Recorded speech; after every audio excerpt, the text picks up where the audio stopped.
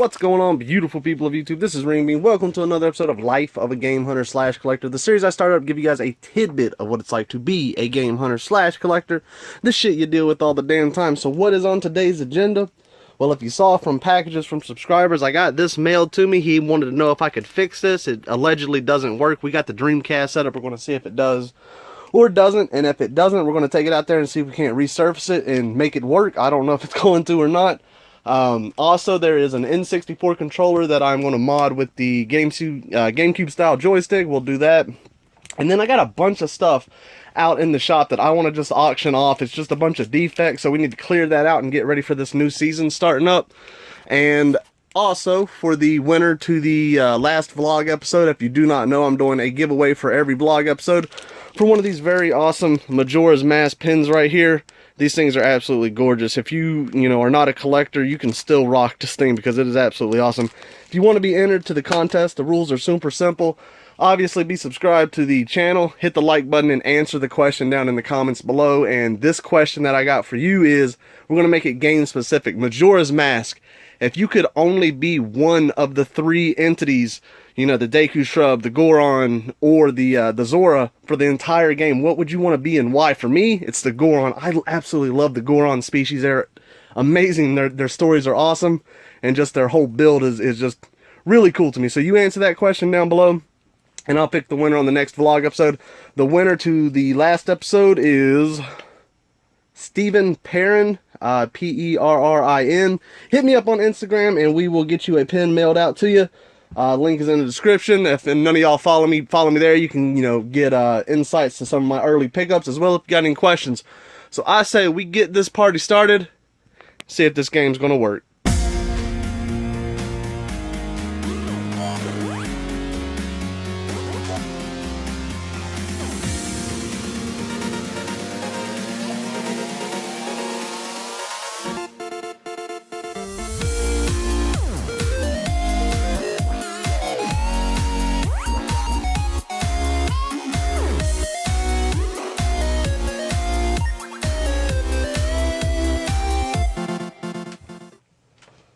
Alright guys, so here's the game, Dynamite Cop. It's a pretty good game. It's one that I don't have for my collection, but this is not mine. I'm going to mail this back to him if we can get it fixed. If not, I'm still going to mail it back to him. And this thing's pretty scratched. I don't know how well the camera's going to pick that up. And I haven't tried it yet to see if it's actually going to work, but the way it looks, I can feel some of these scratches. Probably not. So I got everything set up. All we got to do is pop it in and try it out. Let's go ahead and turn the Dreamcast on, which is an awesome system, very underrated, man. I love the Dreamcast. I remember getting it when it was new, having the internet and all that through it. It was very cool. Alright, so there's that. Close the lid, let's see if it'll read. Dreamcast games are like Wii games. They're very finicky. They don't like to be resurfaced. So I'm going to do a very light touching up on it if I can. I'm going to try to get away with as little as possible for it, just to see if we can get it to work. Is it loading? Pulled up the Sega sign. Nope. Alright, yeah, it's not wanting to load. Let's take this out to the shop, see if we can get it fixed. Alright guys, so we got the JOJ ready to go, and you hear me talk about this thing all the time in all my videos. It's an excellent resurfacer. It's somewhere right in the middle of a super cheap one you get at Walmart and a very high-end one that's like $500. This thing works great for what I do, and I've had tremendous results with it. But always understand, no matter what resurfacer you're using, you can be using the most expensive one in the world. It's not guaranteed to fix a CD. So with that in mind, we're going to hopefully fix this copy of Dynamite Cop. Let me see now that I can see the camera. See if I can just really show you these scratches. These scratches are pretty damn bad. The problem with, Sega games, there's a lot of data on that surface. I'm very scared about really digging in deep. So I'm not going to sand it at all. I'm going to try to simply just buff it completely down. And I always try to wait to do any of my discs until I have a few saved up. And I got about 4 or 5 that we can run through. So that'll be good because I don't like to waste this stuff if I can. So now that I got enough product or enough CDs to do, we can go ahead and knock it out. I'm hoping it fixes it, but there's always that chance that it won't. It's, it's not going to hurt to try. So that's at least what we're going to do. I'm really going to try to be as gentle as I can with this thing. because I don't want it. I do not want it to be a lost cause, because it's an awesome game. Alright, so we're going to throw that in here. I do need to clean this thing out at some point. I have not cleaned this thing in a long time. It goes through some miles. So I'm going to cut this on. It's going to make a lot of noise. We're going to cut through it. I'm going to show you the next process, the next step after this, how it kind of looks. And hopefully we're going to get it to work. Alright guys, so the first round is done. That is with the white buffing compound right here, which is, I like to think of it as like very fine Brasso, or like, you know, basically the same structure as Brasso, if I'm not mistaken. Like it is a actual like sanding compound, but a lot more finite.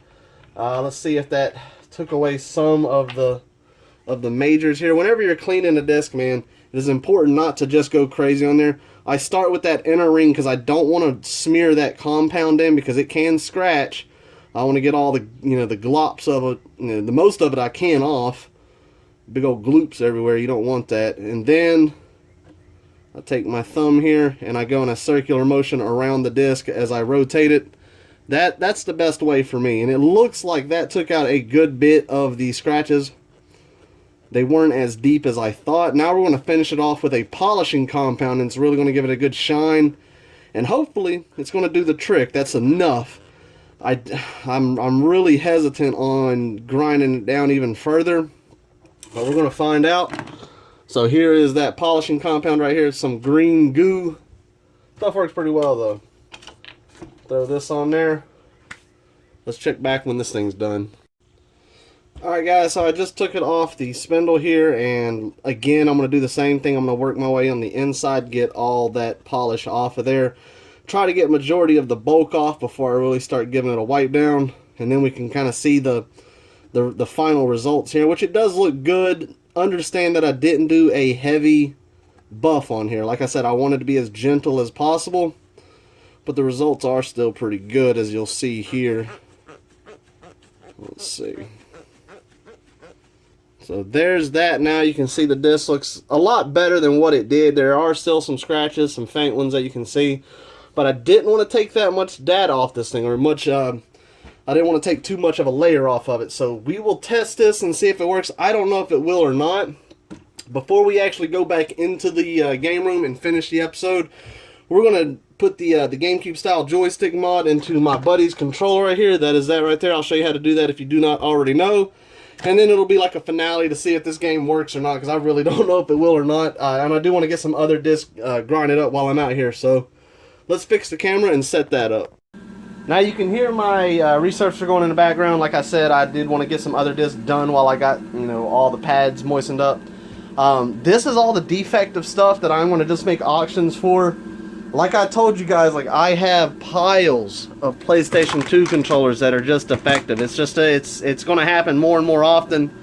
Make sure you test your PS2 controllers, because they are just dying. Like I'm telling you, just they're dropping like flies. This is that whole stack. Let me try to film here.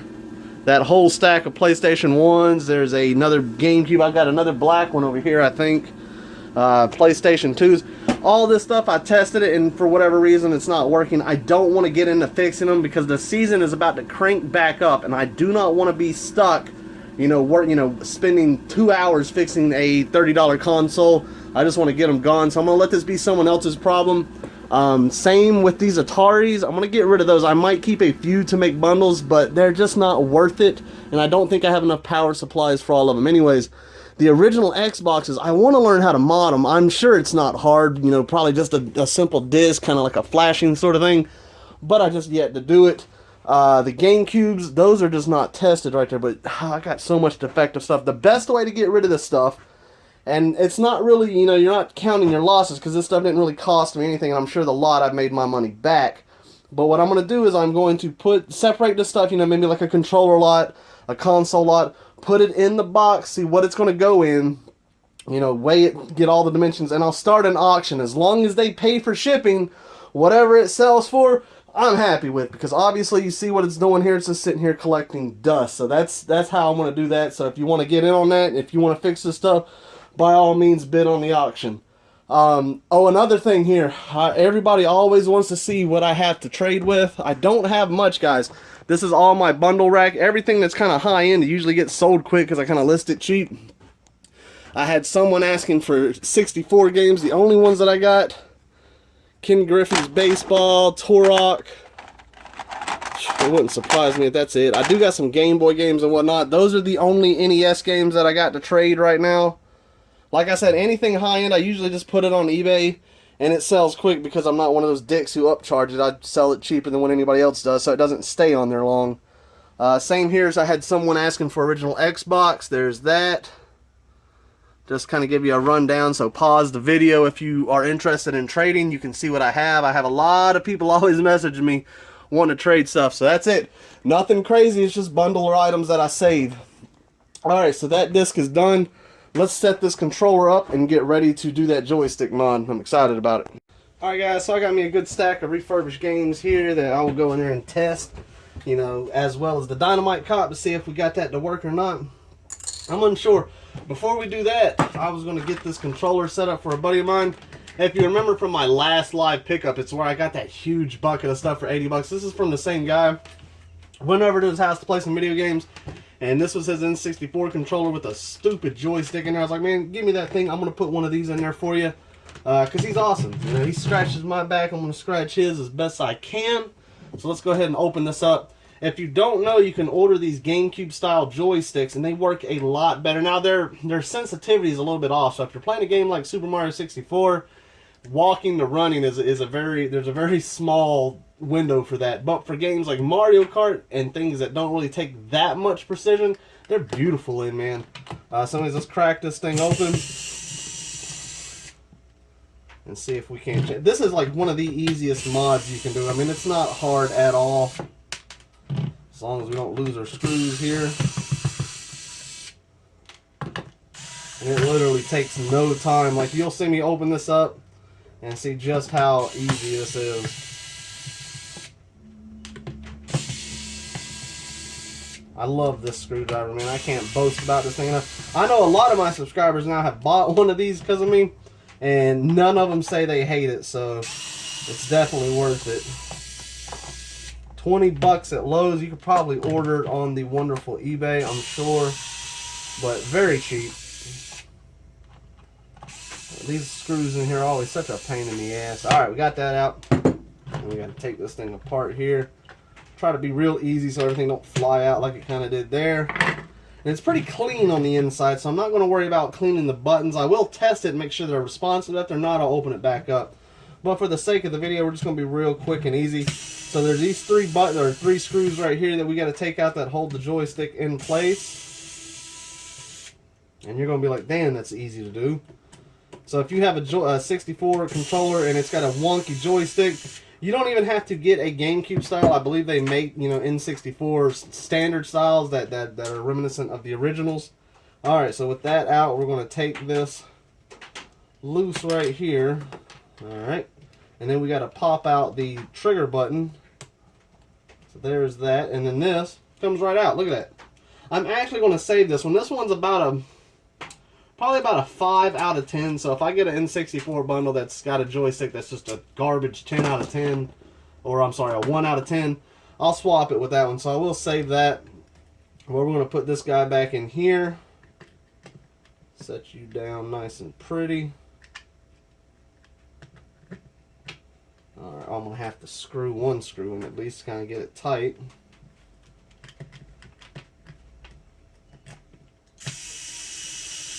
There we go. Alright, so with that in place, we're going to plug this right back up, and it plugs up just the same way. It's super easy and simple. Make sure I'm on the right, plugging up the right way up, and I wasn't. I had to flip it. That's the only thing you got to watch for, is just make sure that you're putting that back in the way it's supposed to go in. But it's not too easy to mess it up. Alright, put the trigger back, the Z trigger back in. Come on. There we go. Put the little catch on there. Sink back in your little hole there. There we go. Alright, now it's looking pretty. All we gotta do is put the screws back, guys, and guess what? That's it. That's all you gotta do. This is like the easiest mod you can do. It's super simple. I wouldn't even consider... I mean, it is a mod because you're changing out something and modifying it to be better, in a sense. But it's so easy. Like, this could not be an easier thing to do. Put our trigger buttons back on. Oh, I see that trigger button there's kind of loose. Oh, yeah, I see what's going on with you. I wonder if that'll come out. I don't like the way that is. I don't have like an easy out. If I had a straight screw, I'd screw it in there and screw it back out. What's going to be a good way to get this out? Because it'll still hold. Let's see if it'll still hold when it's put back together. If it doesn't, I'm going to replace that.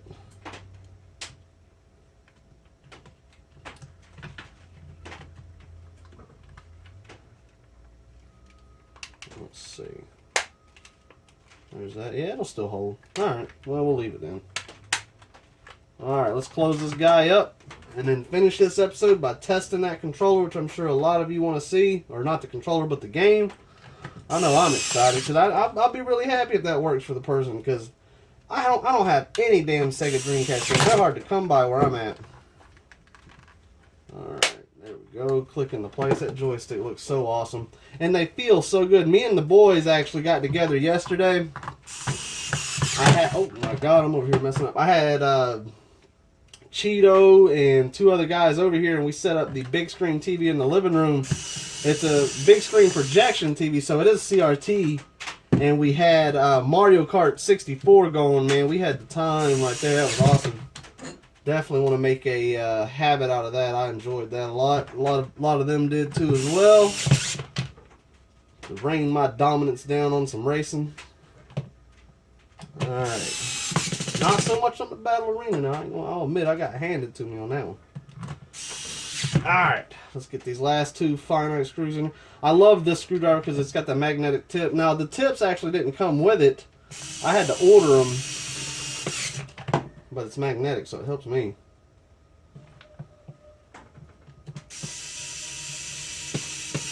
That's it. That's all there is to it. So now the joystick is in.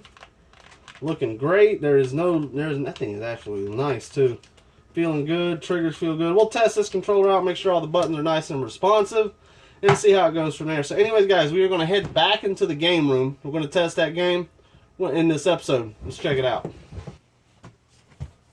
Alright guys, so here we are. We got the disc ready to test this thing out. I'm nervous, but at the same time, I've learned one thing with the resurfacers. It can't save them all. It does happen. I did get this disc looking pretty good without having to take too much off of it. But I mean, you can kind of see from the inner ring just how scratched that was and where it came from. So we're going to try it out, see if we get any results. We might get lucky. Let's see. But then again, we might not. Alright, let's put it in.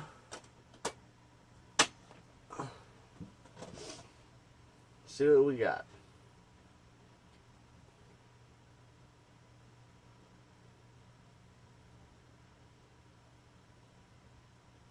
Well, it's having trouble. It's not wanting to go. And see, guys, that's kind of the bad thing about Sega games. Same with Wii games. They are very finicky. Like, you can fix them, and then you can't. It looks like in this case it was not fixed. That's upsetting. Let's try to load it straight from a reset here.